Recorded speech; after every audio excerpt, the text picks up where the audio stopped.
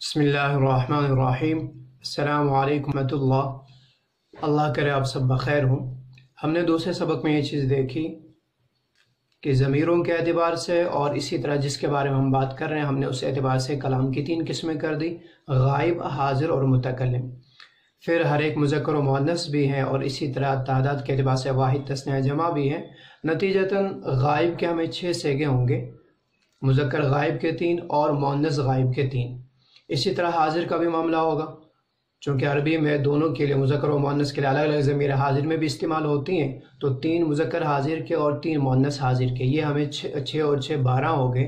آ جاؤ متکلم میں، چونکہ جیسے میں نے دوسرے سبق میں بتلا دیا، متکلم میں مذکر و مؤنث کا فرق اور اسی طرح تثنیہ جمع کا فرق نہیں رہتا، لہٰذا وہاں 2 ہی صیغے ہوں گے، واحد متکلم اور جمع متکلم۔ تو 12 اور 2 تو یہ کل 14 صیغے ہوں گے جو ہماری اس گردان کنجوگیشن کے اندر پائے جائیں گے۔ ان میں سے 6 ہم نے پڑھ لیے، 3 مذکر غائب کے اور 3 مؤنث غائب کے۔ اب باقی جو ہیں ان کو آج ہم پڑھتے ہیں تیسرے سبق میں، اور اسی طرح کلام کو پازیٹیو یا نگیٹو کیسے بنایا جائے، اسی طرح وہ پیسو ہیں، ایکٹیو ہیں، وہ کیسے ہوگا، اس کو آج ہم ذرا دیکھ لیتے ہیں۔ دیکھیں، ہم نے پہلے اور دوسرے سبق سے ہم نے 6 صیغے لے لیے، 3 مذکر غائب کے اور 3 مؤنث غائب کے۔ اب ہم آج باقی کے صیغوں کو لیتے ہیں۔ میں نے جیسا کہا تھا دوسرے سبق میں کہ فعلا، اس پہ ہم جب تا کو ایڈ کرتے ہیں تو تا کو ایڈ کرنے کی صورت میں اس پہ جزم بھی ہو سکتی ہے، زبر بھی، زیر بھی اور پیش بھی۔ اگر اسی تا کو ہم جزم دے رہے ہیں جیسے دوسرے سبق میں دیکھا آپ نے، تو وہ واحد مؤنث غائب کا صیغہ بنتا ہے۔ اسی تا کو آپ زبر دیں گے، واحد مذکر حاضر کا بنے گا، زیر دیں گے وہی واحد مؤنث حاضر کا بنے گا، پیش دیں گے تو وہی واحد متکلم کا بنے گا۔ چلیے آج ہم باقی کے صیغوں کو بناتے ہیں۔ تو یہ 6 تو ہو گئے۔ اب دیکھیے ہمارا جو مین وزن ہے فعلا،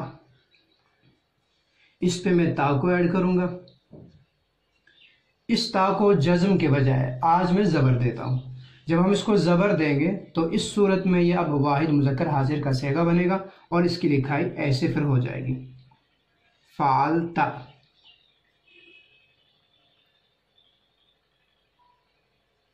فعلتا۔ ٹھیک ہے جی، کوئی لام پہ جزم آئے گا اور تا پہ زبر آ جائے گا، اب یہ بن جائے گا فعلتا۔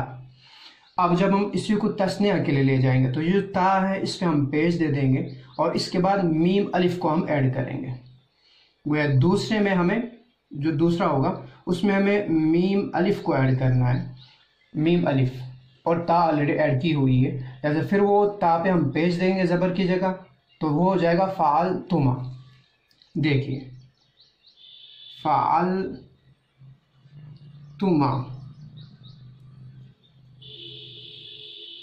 اس تا کو زبر تھی ہم نے پیش سے بدلا، تو جیسا میں نے دوسرے سبق میں بھی بتلا دیا تھا کہ یہ جو پیش اور واو ہے دونوں کی آواز سیم سی ہے، واو ہونٹوں سے ادا ہونے والا حرف، یہی معاملہ میم کا بھی ہونٹوں سے ادا ہونے والا حرف، تو اس کی ادائیگی میں بھی پیش کی جیسی آواز آتی ہے، لہٰذا ہم تا کو پیش ہی دیں گے تاکہ میم اور تا ان دونوں کی آواز میں سننے میں وہ یکسانیت سے پیدا ہو جائے، تو تما ہم نے کر دیا۔ اب جب ہم اسی کو جمع کر دیں گے تو یہی تا ہے، تا کے بعد ہم میم کو بڑھا دیں گے لیکن الف کو ہٹا دیں گے، تو یہ ہو جائے گا تم۔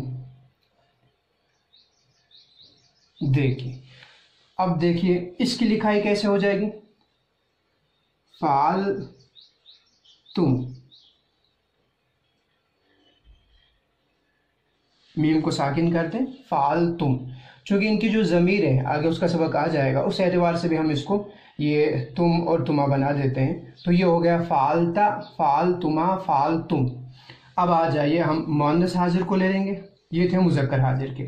اب مؤنث حاضر کو لیں گے تو وہاں اسی تا کو ہم زیر دے دیں گے۔ دیکھیے یہ فعلا ہے ہمارا مین وزن، اس کو ہم تا کو ایڈ کریں گے، البتہ اس تا پہ ہم زیر دیں گے۔ اب یہ زیر بننے کی صورت میں یہ فعلتی ہو جائے گا۔ چلیے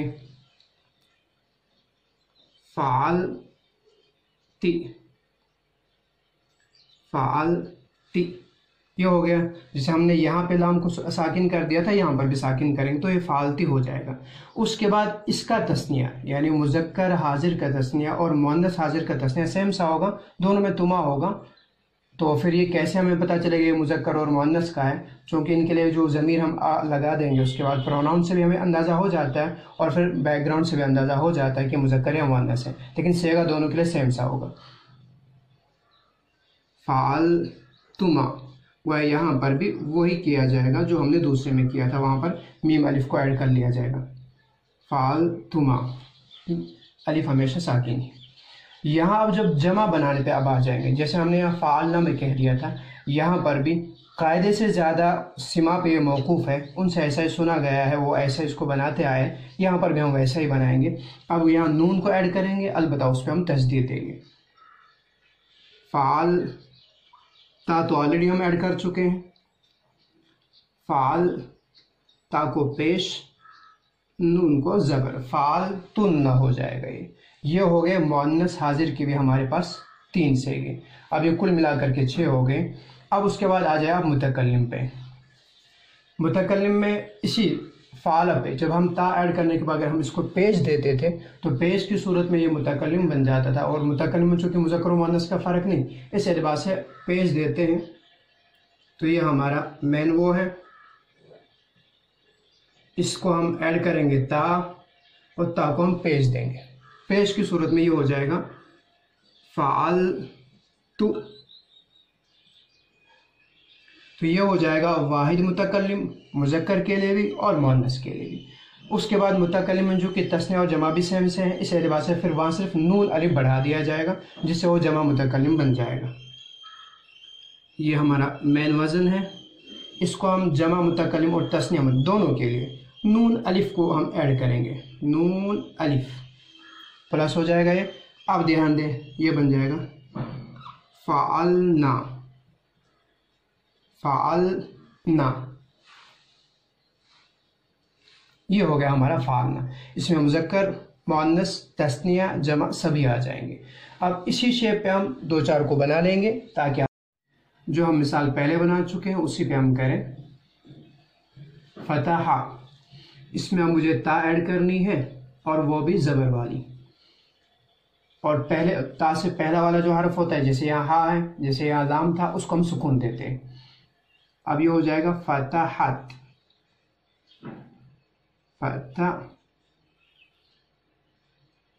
فتحت ہو گیا۔ اب ہم اسی کو دوسرا بنانا ہے، تا آلریڈی ہم ایڈ کر چکے ہیں تو اس کے بعد ہم میم الف کو ایڈ کریں گے۔ یہ تھا ہمارا فعل، تا ایڈ کر چکے ہیں تو میم الف کو ایڈ کریں گے، یا تا میم الف کو ایڈ کریں گے، اور اس تا کو میم کی وجہ سے ہم پیش دیں گے تو یہ ہو جائے گا تما، وہ تما کو ایڈ کریں گے تو یہ ہو جائے گا فعل تما۔ اب یہاں پہ وہی ہو جائے گا ہمارا فتح تما، فتح تما۔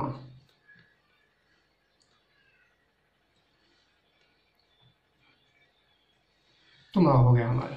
اب اسی کو ہمیں جمع کرنا ہے تو ہم وہیں پہ تم کو بڑھا دیں گے، جیسے فتح ہے، اسی کو ہمیں اب ایڈ کرنا ہے تم۔ ٹھیک ہے جی، دیکھیے فتح تم ہو جائے گا، یہ فتح تم ہو گیا۔ اسی طرح آگے بنائیں گے اس کو مؤنث کو۔ چلیے فتح، تا ہم نے آلریڈی ایڈ کر دی، اس کو اب ہم زیر دیں گے تو یہ ہو جائے گا فتحتی۔ اس کا تثنیہ بنانا ہے تو سیم سا ہوگا، تما ہی ایڈ کریں گے آپ تو ہو جائے گا فتح تما۔ اس کے بعد اس کا جمع بنانا ہے تو اس میں آپ تم کے بجائے، یہاں ہم نے تم کر دیا تھا، یہاں نون کو ایڈ کریں گے، اس پہ تشدید دیں گے اور زبر دیں گے۔ یہ تھا ہمارا فتح۔ اب یہاں تا ہم نے ایڈ کر دیا آلریڈی، اس کے بعد ہم تا کے بعد نون کو ایڈ کریں گے، فتح تن۔ اسی طرح دوسری مثال آپ کریں گے، مثلا ابدا تھا تو ابدتا، ابدتما، ابدتم، ابدتی، ابدتما، ابدتن۔ اب آ جاؤ متکلم میں تو آپ نے جو آلریڈی تا ایڈ کر دی اس کو آپ پیش دے دیں تو ہو جائے گا فتح تو، فتح تو۔ جمع میں ہمیں نون الف کو ایڈ کرنا ہے لہذا فتحنا، فتحنا ہو جائے گا۔ اسی طرح عبدت، عبدنا۔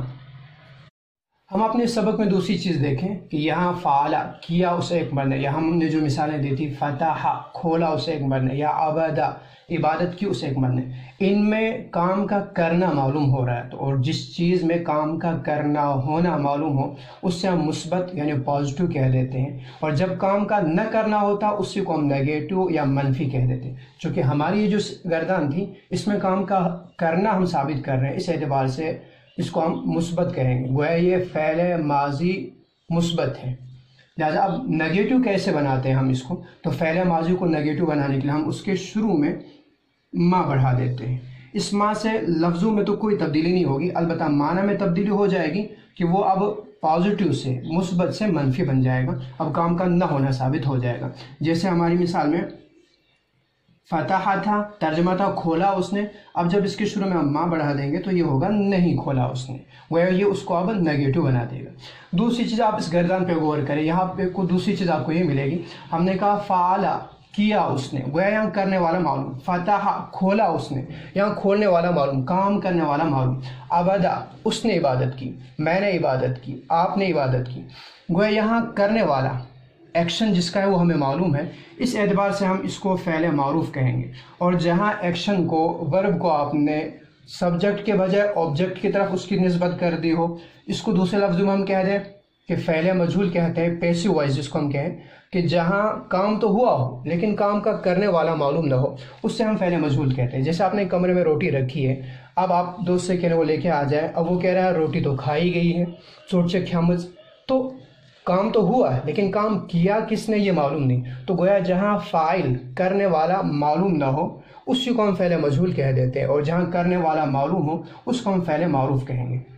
چلیے اس کو ہم ایکٹیو وائس کہیں گے جہاں کرنے والا معلوم ہے، اور جہاں کرنے والا معلوم نہیں اسی کو ہم پیسو وائس کہہ دیں گے۔ اب اس کو ہم مجہول کیسے بنائیں، تو اس میں پہلے ایک چیز اور یاد رکھ لی جائے، ایک ہے ٹرانزٹیو ورب جس کو ہم کہہ دیتے ہیں فعل متعدی، کہ جس کا مفہوم آبجیکٹ کو، مفعول کو ملائے بنا پورا نہ ہوتا ہو اس سے ہم فعل متعدی کہہ دیتے ہیں، اور جس کا پورا ہو جاتا ہو بغیر مفعول کے بھی اسی کو ہم کہہ دیتے ہیں کہ وہ فعل لازم ہے۔ تو فعل لازم کا مجہول نہیں آتا، صرف فعل متعدی کا آتا ہے۔ تو مجہول بنانا، پیسو بنانا بڑا ہی آسان ہے فعل ماضی معروف کو، وہ یہ کہ آپ جو پہلا حرف ہے جس پہ زبر تھا اس کو آپ زیر پیش دے دیں، اور آخر سے جو پہلا والا حرف ہوگا اس کو آپ زیر دے دیں، تو یہ ہو جائے گا مجہول معروف سے۔ جیسے فتح تھا، آپ پہلے والے حرف کو پیش دے دیں، اس تا کو آپ زیر دے دیں، آخر سے پہلا والا حرف، اور اس کو اپنے حالت پہ رکھیں۔ اگر اس میں زیر آلریڈی ہو، جیسے دوسرے باب آ جائیں گے اس میں، یہ تو میں نے کہا تھا شروع میں پہلے ہی دن کہ ہم صرف پہلے باب ہی کو لے رہے ہیں، تو اگر اس میں آلریڈی زیر ہے تو زیر، ورنہ آپ اس کو زیر دیں تو یہ ہو جائے گا فتحہ۔ جیسے ضربہ تھا ہمارے پاس، ضربہ، اب ہم اسے پیشو بنانا ہے تو زبر کو پیش سے کریں گے چینج، اس زبر کو زیر سے، اور اس کو اپنی حالت پہ رکھیں گے اس زبر کو، یہ بن جائے گا زوریبا۔ پھر پوری گردان ایسے ہی کریں گے، زوریبا، زوریبا، زوریبو، زوریبت، زوریبتا، زوریبنا، ٹھیک۔ اسی کو اگر ماں بھی ایڈ کریں گے تو ماں زوریبا، نہیں مارا گیا، تو زوریبا، ضربہ کا ترجمہ تھا مارا اس نے، اب زوریبا مارا گیا، گویا وہ آدمی مارا تو گیا لیکن مارنے والا کون ہے یہ معلوم نہیں، اس اعتبار سے ہم اس کو مجہول کہہ دیں گے۔ گویا آج کے سبق میں آپ کو بڑا آسان ہے، نگیٹو بنانے کے لیے آپ کو ماں بڑھانا ہے، اور اسی طرح پیشو مجہول بنانے کے لیے آپ کو پہلے والے ماضی معروف کے پہلے سے جو پہلا صیغہ ہے اس کے پہلے میں، پہلے حرف میں فا پہ یا جو بھی آپ کا ہو، جیسے ضاد ہے، فا ہے، اس پہ آپ پیش لگا دیں گے، اور آخر سے پہلے والے پہ زیر دیں گے، اور آخری حرف کی حرکت کو اپنے حال پہ رکھیں گے، اس اعتبار سے وہ مجہول۔ الفاظ آپ یاد رکھیں جن کو آپ پھر اپنی جگہ بنائیں گے بھی، اور وہ آپ کے پاس وہ الفاظ کے طور پہ ذخیرہ رہے گا۔ 4-5 الفاظ ہم یہاں پہ بناتے ہیں، انہی کو آپ کریں گے۔ جیسے الغسل، اس کے معنی آئیں گے دھونا، المسح، مسح کرنا، النقض، وضو سے ہی ہم لیں گے تاکہ مسائل بھی ہمارے آ جائیں اور کام بھی ہمارا ہو جائے۔ النقض اس کے معنی توڑنا، اسی سے آتا ہے نواقض وضو۔ اسی طرح الوضع، رکھنا، کوئی بھی چیز کہیں پہ رکھ لینا، اس کو ہم الوضو کہیں گے۔ الوعد، وعدہ کرنا۔ تو یہ 5 ہیں، ان 5 میں سے جتنوں کو آپ چاہیں گردان بنانا بنا سکتے ہیں، البتہ اپنی جگہ ان 5 کو آپ یاد رکھیں، یہ آپ کے پاس 5 مصدر ہو گئے، یہ آپ کو گردان بنانے میں اور کہیں استعمال میں بھی آپ کو